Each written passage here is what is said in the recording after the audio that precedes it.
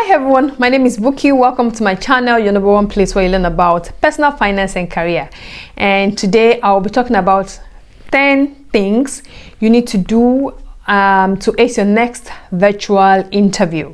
Okay, if you're new to this channel, do not forget to click on the like button, subscribe, and also click on the notification button. And thank you for coming. And if you are a returnee, I'm so happy that you're coming back all the time. You know, I cannot be here if you're not. So I really appreciate your coming here. Okay, so without much ado, let's quickly take a deep dive into the topic of today.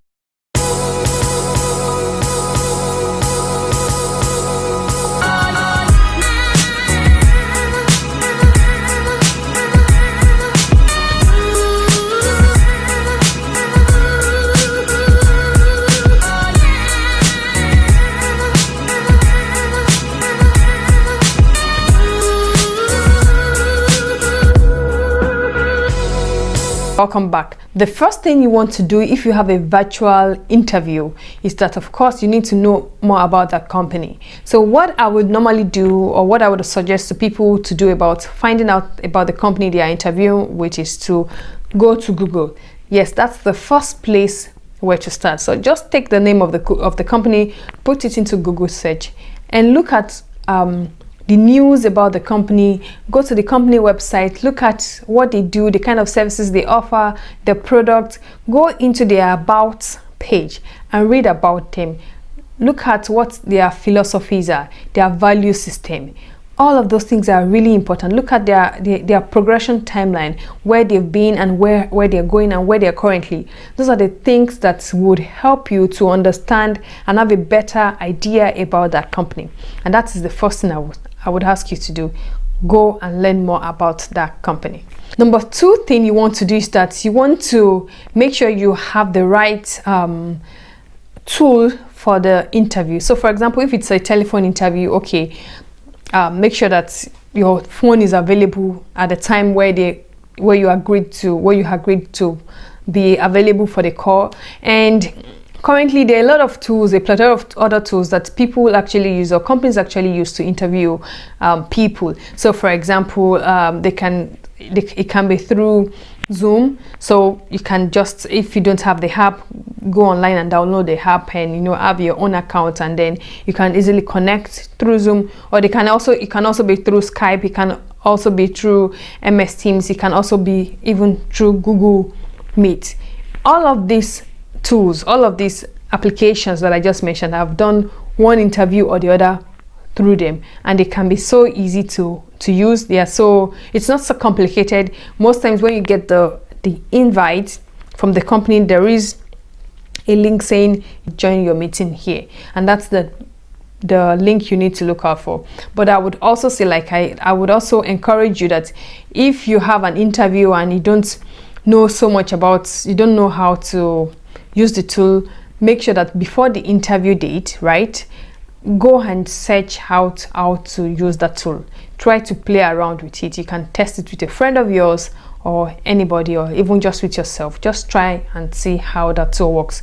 Because the bad thing would be that on the day of the interview, or at the point where the interviewer is supposed to call you, and then you're now fumbling with that tool. It doesn't speak well of you, right? So that's why I would advise that before the day of the interview, play around with the tool that they would use to call you, and make sure you familiarize yourself with that tool. That's my second tip for you on how to ace your virtual interview. The third thing you want to do is that you want to make sure that you are getting a place that is quiet, right? You're not on the street and having an interview, right? Because then there's a lot of noise going all around you, and you're distracted. The other person at the other side of the line is not able to hear you. There's a lot of distractions going on, so you want to really avoid it. And that's why it's really important for you that you get a place that is quiet and it's solitude for you, and you are able to focus. This is really, really important. So that's the third thing: get a quiet place. The fourth thing you want to do is that, also regarding place, is that you want to get a well-lit room. So make sure you are not sitting in the dark, because of course your interviewer wants to see your face, right? They want to see your gesticulations, they want to see your mimics, they want to see that your face is corresponding or correlating with what you're saying. So that is really, really important. And what I would normally suggest is that if you're in a room that is well lit, like you don't need artificial light like the light bulbs, you can just sit beside the window. Of course, make sure that the window is closed so that you don't get a noise. So sit beside the window or sit facing the window so that the light from the natural light from the window can reflect on your face, right? And the same thing I'm doing right now in my studio, I'm facing the window because then the natural light is reflecting on my face and you're able to see me properly. Or otherwise, if you have a kind of lamps or something that you can put in front of you to reflect your face, do so. But the most important thing is that you are sitting close to where light is, and the light can reflect on your face, and your mimics and your body language could be read properly.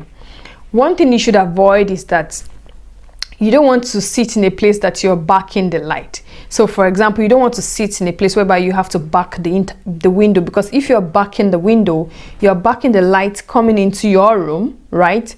And then there's nothing reflecting your face, and then it looks a little bit dark, right? So you want to make sure that you're not backing any form of light, you're rather facing the light. So that's the best way to get a well-lit room. I hope this point number 4 is quite clear for you. My point number 5 is that you want to dress the part, right?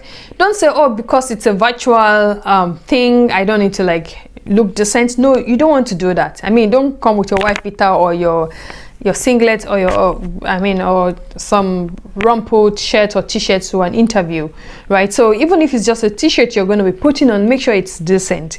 It doesn't look rumpled, or it doesn't look like you're just waking up out of bed, or you're just getting out of bed, for the interview. So just wear a simple shirt, a simple t-shirt. You might not necessarily have to suit up, but if the job you're going for would require you, to look the part in terms of dressing, maybe if it's customer facing, then maybe, and they require you to like normally put on a suit, maybe you want to do that.